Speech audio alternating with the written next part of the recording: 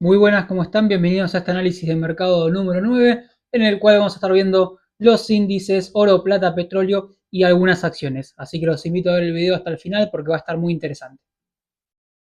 Bien, vamos con el S&P 500. Claramente tiene una tendencia bajista de corto plazo. Perdió la zona de soporte de los 6.76. El indicador de 30 periodos apunta hacia la baja y parecería estar dirigiéndose hacia la zona de los 6.53, que fue mínimos que alcanzó el 10 de octubre y allá por el 20 y el 21 de noviembre. Eso sería desde valores actuales 1,70% hacia la baja. Claramente podemos tener rebotes que lo lleve hacia la zona de los 6,76 nuevamente, que ahora en vez de ser soporte actuaría de resistencia de casi 2%, y si volvemos a lo que es el indicador, que es dinámico, pero a este momento sería casi un 3%. Y a pesar de que tenga esos rebotes, seguiría siendo bajista hasta que el indicador no cambie a pendiente positiva, ¿verdad? Si nos vamos a semanal, claramente también vemos que no está buena las velas que está haciendo, faltan 50 minutos para el cierre del mercado, que sería el cierre semanal también, no solo del día, y vemos que esta vela es muy fea, no da un buen indicio, mecha por la parte superior, mucha mecha por la parte superior, y casi toda la vela es mecha, por lo cual esto implica rechazo en esta zona de precio y está cerrando por debajo del indicador de 30 periodos con el indicador de 8 periodos apuntando hacia la baja. Son señales de alerta que, si bien recién están comenzando, si se intensifica podemos estar ante un S&P que corrija mucho más. Bien, seguimos con el Nasdaq, también está bajista. Nuevamente esta semana fue a buscar el indicador de 30 periodos el martes 10 y el miércoles 11 lo rechaza y hoy lo tenemos bajando nuevamente, 0,50 cae, ya está poniendo en riesgo estos mínimos que hizo recientemente, acá por los 591, y parecería también dirigirse, ¿sí?, a la zona, a los mínimos, por decirlo de manera, o a la zona de soporte que alcanzó allá por noviembre, 1,84 por debajo de los precios actuales, ¿sí? Básicamente no hay otra que tendencia bajista de corto plazo. Como les digo, también puede tener rebotes que lo acerquen al indicador de 30 periodos, puede tener rebotes de 2%, pero hasta que el indicador no pase a tener una pendiente positiva, hasta que no veamos algo como esto en el indicador de 30 periodos, no podemos asegurar que la tendencia bajista que generó a corto plazo el Nasdaq vaya a cambiar. Y si nos vamos a semanal, tampoco vemos nada alentador. Fíjense, el indicador de 8 periodos con mucha pendiente negativa, a punto de cortar hacia la baja. Hay que ver si lo hace la semana que viene al indicador de 30 periodos. Y vemos mechas muy feas. Todas estas subas las fue rechazando, por lo cual claramente el escenario del Nasdaq, por lo menos hasta ahora, sigue siendo bajista. Bueno, seguimos con el Dow Jones, que hasta fines de febrero venía siendo el índice que mejor se estaba comportando, por lo menos a nivel técnico, simplemente lateralizaba y de golpe empezó a caer muy afectado por las empresas financieras que componen al índice, además de que, bueno, también está Microsoft, que no está pasando por un buen momento. Claramente, tendencia bajista de corto plazo, siempre les digo, podemos tener rebotes, la caída fue bastante pronunciada, por lo cual podemos tener rebotes de 2%, 3, 4%, pero fíjense que el indicador de 30 periodos sigue apuntando hacia la baja, por lo cual hasta que eso no cambie yo me mantengo bajista. Próximas zonas de soporte importante, 4,58 y después tenemos los 4,51 que ya estaríamos volviendo a valores de julio-agosto del año pasado. Si nos vamos a semanal, si bien el indicador de 8 periodos aún está lejos y no está por cortar al indicador de 30, apunta hacia la baja, pendiente negativa, y ya tenemos la tercera vela semanal apuntando hacia la baja, bajistas, y también parecido al resto de los índices, esta suba que tuvo durante las semanas a los 4,83 fue rechazada rápidamente y hoy se encuentra en los 4,67,60 a 40 minutos del cierre del mercado. claramente yo me sigo manteniendo bajista y miro afuera, creo que no es momento para ir tomando posiciones apresuradas, porque si esta tendencia no cambia podemos tener correcciones más pronunciadas en los índices. Si te gusta este tipo de contenido, dale me gusta, suscríbete y compartilo. Esto me ayuda muchísimo a hacer crecer el canal. Bien, continuamos con el oro, que no me gusta para nada lo que está haciendo. En análisis anteriores veíamos que había respetado la zona de los 5.092. Ya ayer cerró por debajo de esta zona. Hoy está cayendo nuevamente prácticamente 1%. El indicador de 30 periodos está tornándose con pendiente negativa y la próxima zona de soporte serán los 5.000 o los 4.996. Esperemos que la respete y se quede rankeando y que nuevamente en los próximos días el indicador vuelva a tornarse con pendiente positiva, porque si no podemos ir a buscar valores bastante más abajo. Si lo pasamos a semanal, no está tan mal, podríamos decir, porque todavía se mantiene respetando el indicador de 8 periodos y está bastante lejos todavía del indicador de 30 periodos. Podría tener claramente correcciones, ¿sí? Una corrección en el oro del 10%, 12% y podría ser una especie de piso dinámico en esta zona para luego continuar subiendo en el futuro. Así que todavía en semanal, más allá de que puede seguir corrigiendo, no ha vulnerado la tendencia alcista. ¿Y por qué el oro, con todo este contexto geopolítico complicado, no está subiendo? Bueno, es porque está subiendo el dólar, ¿sí? Se está apreciando el dólar como moneda en el mundo. Acá voy a cambiar de gráfico un segundo. Fíjense que está llegando el índice de dólar a 100. Esto es un dólar muy fuerte que no se veía desde el 21 de noviembre, ¿sí? Y si miramos acá, hizo piso el dólar allá por el 27 de enero, ¿sí? El dólar llegó a 95, había perdido bastante su valor y a partir de ahí comenzó a subir fuertemente. Si nos pasamos nuevamente al oro,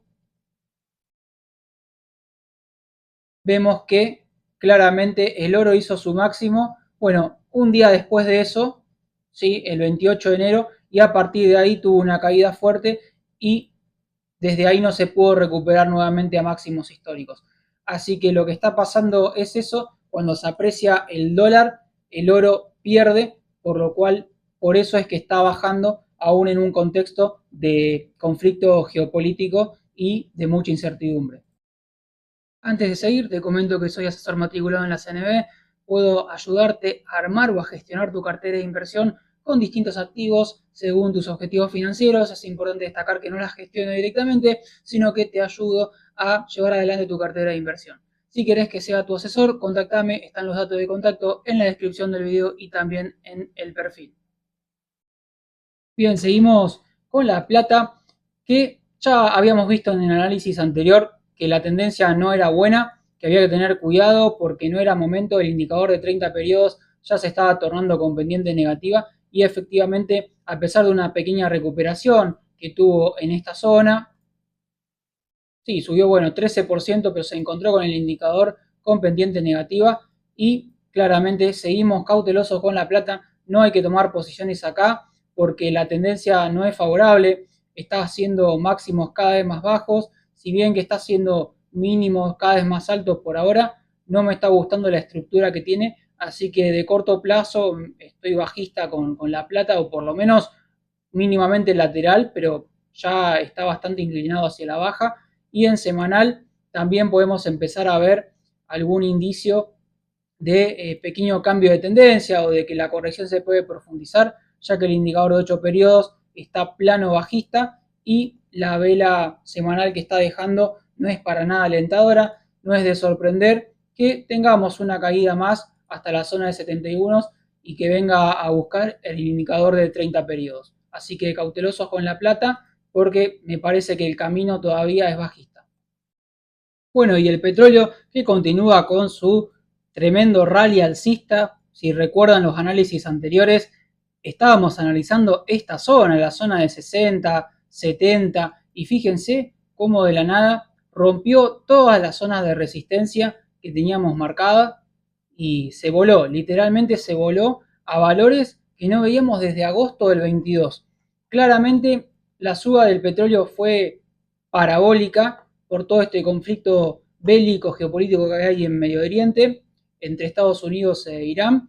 El volumen aumentó fuerte hasta el 9 de marzo y ahora ya mermó un poco y el precio sigue subiendo. No significa eso que vaya a bajar, pero ya es un poco tarde de corto plazo para tomar posiciones en petróleo. Sí es cierto que me mantengo alcista, pero esperaría correcciones en el corto plazo. Se puede mover tranquilamente un 10% hacia la baja, volver a la zona de los 91 o incluso podría retroceder nuevamente hasta la zona de los 80, pero mientras no vulnere y se mantenga alcista el indicador de 30 periodos en diario, la tendencia alcista de fondo se va a mantener, a pesar de que tenga grandes correcciones en el camino.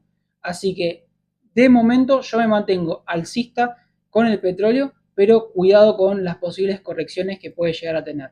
Y en semanal se ve aún más la suba parabólica que tuvo. Hasta que no se resuelva el conflicto de Medio Oriente, esto no va a calmarse. Y bueno, hay una zona que podríamos determinar como un techo de muy corto plazo. Fíjense, si conectamos julio del 2008 con este máximo del 21 de marzo del 22, nos da que tiene para subir hasta esta zona de soporte muy importante un 30%, 32%, que implicaría un petróleo de $135. Así que bueno, a estar atentos, pero también tener en cuenta que la suba fue muy parabólica y que puede tener muchas correcciones entre medio en el camino sin aún vulnerar su tendencia alcista.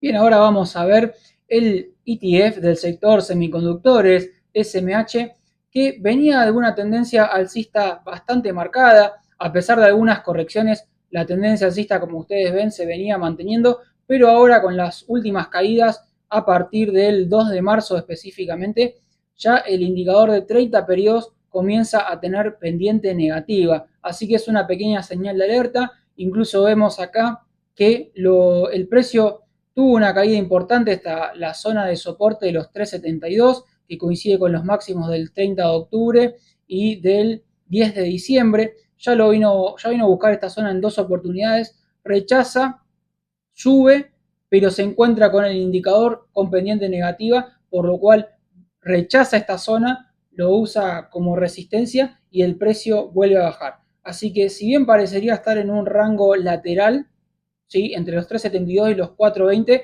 ahora tenemos el indicador de 30 periodos que está a la baja, así que podría ser una pequeña señal de alerta en este sector que contiene a las estrellas del mercado, que son Nvidia, AMD, Micron, ASML y demás. Es para mirarlo, no es para preocuparse, pero sí para seguirlo. Continuamos y vamos a ver Meta. La verdad que Meta es de esas acciones, no es la única, pero es una de ellas que yo veo el gráfico y la verdad que no sé qué es lo que quiere hacer. Sinceramente, fíjense que a partir de esta caída de noviembre del 25 estuvo moviéndose de una forma muy indecisa con rebotes importantes de acá 16%, acá tuvimos uno del 23%, pero luego rápidamente lo borraba, 11% hacia la baja, retrocedía nuevamente 17% hacia la baja. Cuando los gráficos están así es mejor no tomar posiciones porque la dirección no está clara. Hoy está teniendo un día terrible, cae casi 4% y está vulnerando esta línea de tendencia que tracé, que va desde el mínimo de abril del 25 con el piso que hizo en noviembre del 25 y bueno, coincidía con el 20 de enero y algunos valores que llegó a tener en febrero. Por lo cual, cuidado con Meta, si bien está barata de múltiplos, yo no tomaría posiciones acá porque la verdad que es bastante bajista y el gráfico también está muy indeciso. Si nos vamos a semanal, ya es un poco más claro.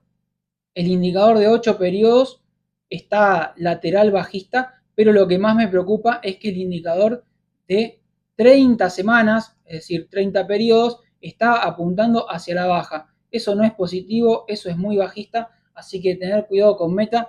Yo todavía no tomaría posiciones a pesar de que si se miran los múltiplos sí parecería estar barata, pero a nivel técnico indica que no es el momento todavía. Bien, vamos a ver ahora Oracle, que presentó balance y tuvo una suba interesante días pasados de aproximadamente, bueno, en la apertura del mercado llegó a subir 15%, pero rápidamente con el paso de los días fue a llenar el gap que había dejado en esta zona y si prestamos atención, el indicador de 30 periodos siguió hacia la baja, por lo cual, si bien eso no es bueno, lo que sí veo positivo de Oracle es que ya está haciendo mínimos cada vez más altos, ¿sí? Ahí hizo mínimos cada vez más altos, eso está bueno. Ahora lo que faltaría para decir, bueno, ya hizo piso, arranca la suba, es que este indicador de 30 periodos en diario comience a dar alguna señal, ¿sí? De tornarse positivo, ¿sí? Todavía eso no ocurre, así que hay que esperar y hay una zona de resistencia que la va a tener que poner a prueba, que es los 177. Así que atentos. Y si nos pasamos a semanal, en semanal ya está un poco más complicado el tema porque tenemos el indicador de 8 periodos muy bajista que le va a costar mucho darse vuelta y tenemos el indicador de 30 periodos de 30 semanas también muy bajista. Así que yo sinceramente, a pesar de estos movimientos que tiene Oracle y que a nivel gráfico parece barata, yo no tomaría posiciones porque no está claro que comience la reversión de la tendencia. Seguimos y es el turno de Amazon. Es otra de las acciones que nunca termino de comprender exactamente qué es lo que quiere hacer o para qué lado quiere ir. Si nos vamos al corto plazo, la tendencia es claramente bajista. Desde que presentó balance, su caída se intensificó, hizo un piso, vino a cerrar prácticamente este gap de mayo del 25. No lo cerró del todo, pero lo cerró a más de la mitad, por lo cual se podría dar por gap cerrado. Tuvo un rebote interesante desde ese mínimo y vino a cerrar el gap que dejó por la presentación del último balance trimestral. Así que este gap básicamente está cerrado por completo. Le queda este gap al alza, pero no tenemos ninguna confirmación y ninguna forma de determinar de que la tendencia vaya a cambiar, porque tenemos el indicador muy bajista y que el precio lo viene a buscar y en esa zona que se encontró con el indicador lo rechazó y siguió bajando. Lo único que veo positivo es que está haciendo mínimos cada vez más altos, así que bueno, como digo siempre y como ya mostré en otras oportunidades, necesitamos que el indicador de 30 periodos en diario se torne positivo y tenga pendiente positiva básicamente. Si vamos a semanal, acá también está un poco feo, le va a costar bastante si pensamos a largo plazo porque tenemos el indicador de 8 periodos muy bajista y el indicador de 30 periodos que también ya se tornó bajista. Así que bueno, cuidado con Amazon, parece barata, es de las que menos subió últimamente, pero no tenemos la certeza de que el cambio de tendencia de bajista a alcista se esté por producir. Así que a seguir mirándola, todavía yo no tomaría posiciones acá. Continuamos y vamos a ver el XLE, que es el ETF que agrupa a las empresas del sector energético, principalmente petroleras y aquellas que trabajan hacen derivados de petróleo, ¿verdad? Bueno, básicamente la tendencia se mantiene alcista, si bien es cierto que subió muchísimo. Para tener una idea, fíjense que desde principios de enero, principio de año, subió casi 30%, 28%. Ya se venía adelantando la suba a la suba del petróleo, porque cuando esto empezó a subir, el petróleo todavía estaba en la zona de 65, 60 dólares, pero aún así la tendencia se mantiene al alza y puede ser uno de los sectores ganadores de todo el año. No significa que porque haya subido mucho vaya a caer y tampoco hay indicio en el gráfico de que eso suceda, ¿sí? Aparte rompió máximos de abril del 24 y cuando eso sucede suele entrar en zona de descubrimiento de precio. Así que no sabemos hasta dónde puede subir. Básicamente se mantiene la tendencia positiva. Si lo vemos en semanal, bueno, claramente vemos lo mismo y fíjense el enorme volumen a partir del 5 de enero que entró en este ETF, quiere decir que el dinero comenzó a fluir hacia acá, ¿sí? No hay que ir contra tendencia, tenemos que esperar a que haya alguna señal de que la tendencia de esto se vaya a revertir y si lo comparamos con el S&P 500, con el ETF del S&P 500, vemos que hay un cambio tendencial. Si hacemos un análisis relativo, vemos que ya ha quebrado la línea de tendencia desde abril del 24 y la línea de tendencia desde octubre del 22, ¿sí? Esto puede indicar un periodo en donde el XLE, el sector energético, tenga un mejor rendimiento que el S&P 500. Eso es lo que nos está indicando ahora algo que ya sucedió en el pasado, como por ejemplo acá desde enero del 22 hasta esta zona, aproximadamente abril del 23.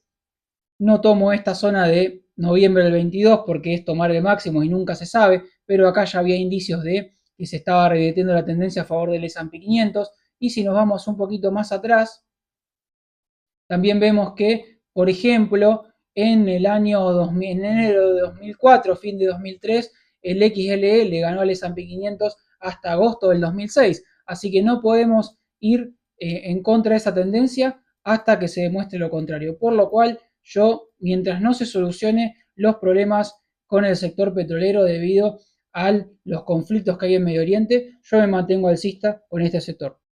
Bien, vamos a ver ahora a Palantir, una empresa que venía corrigiendo bastante desde máximos históricos, llegó a caer casi 40%.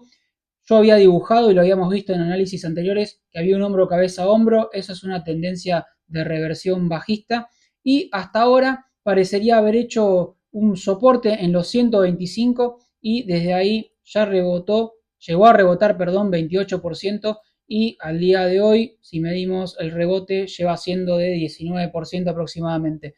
Lo que veo positivo es que hizo este piso, volvió a recuperar lo que era una zona de soporte que se convirtió en resistencia, pero la superó, la vino a testear específicamente, bueno, en estos días y hoy la vino a testear específicamente y no la volvió a quebrar. Eso está bueno. Lo que falta para confirmar de que la tendencia podría haber hecho suelo y que podría estar revirtiéndose definitivamente es que este indicador de 30 periodos se torne con pendiente positiva, es decir, que apunte al alza. El tema es en semanal que veo que los indicadores tanto de 8 periodos como el de 30 periodos apuntan hacia la baja y le va a costar bastante darlo vuelta a menos que suba muy fuerte y con mucho volumen, algo que por las cuestiones de mercado que estoy viendo hoy en día lo veo bastante poco probable, incluso podría tener una suba del 10%, hacer creer de que con esa suba se va a ir nuevamente a máximos históricos, pero simplemente es para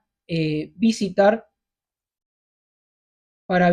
la zona del indicador de 30 periodos en semanal para después seguir cayendo. Y bueno, claramente también hay que monitorear que no vuelva a perder la zona de los 148,22, 148 dólares, porque si vuelve a perder esta zona, podría ponerse más complicado, volvería a la zona de 125 y yo creo que ya sería un indicio de que está haciendo un camino bajista, ¿sí? Ya estaría haciendo eso. Si vuelve a quebrar esta zona de los 148, tranquilamente va a volver a los 125 y si lo quiebra, se va a seguir expandiendo para caer mucho más. Estamos muy lejos de esa situación, pero hay que monitorear a Palantir. Yo, como les digo, es para prestarle atención pero no es para ir tomando posiciones por ahora.